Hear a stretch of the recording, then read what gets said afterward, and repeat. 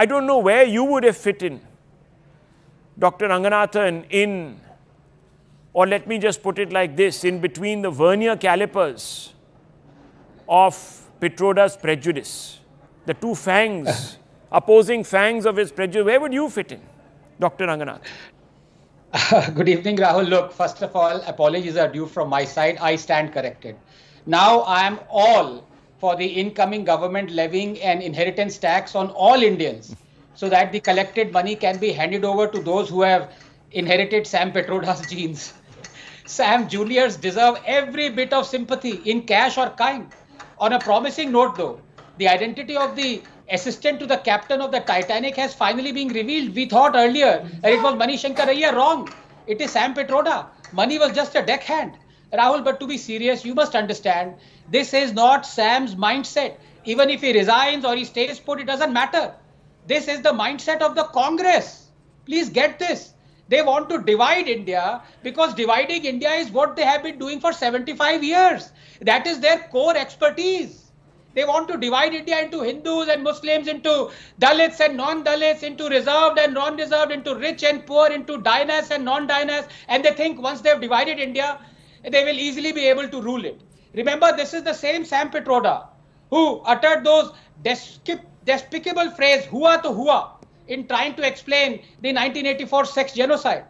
This is the same Sam Pitroda who wants to punish the middle class into paying more taxes, who wants to levy an inheritance tax, who wants to redistribute the wealth and reduce everyone to be poor. This is the same Sam Pitroda, who said something is wrong with the EVMs. Give me 1 year to study its circuitry and I will tell you what is wrong. Well, Sam has been studying Rahul Gandhi for 40 years and he still hasn't figured out what is wrong with the circuitry. But this time Sam has gone too far, leaving even the Congress shamefaced and rushing to condemn him. Sam's statement, Rahul, is preposterous. Rahul, race is not a scientific concept. Purity even less so. Not only are 8 billion humans 99.97% genetically identical, modern human genome is but a mishmash of primate, plant, bacterial, parasite, even viral DNA. Only fools conflate investigating genetic ancestry with racial purity. There is nothing like Indians who are Chinese, Indians who are Africans, Indians who are Arabs, Indians who are whites. This kind of generalization is utterly unscientific and condemnable.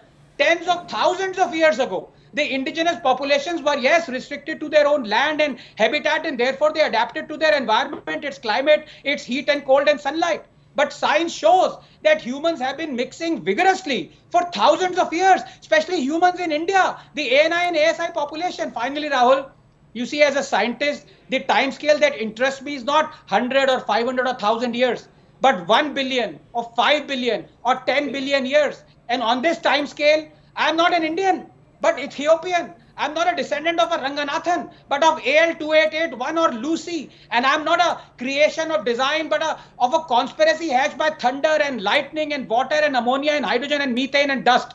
Let religion and its mesmerizing literature not fool you into believing you were created by someone who wasn't a product of the RNA world. And so nothing really matters whether our ancestors were brilliant or not, whether our culture is ancient or not, whether our religions are better or not.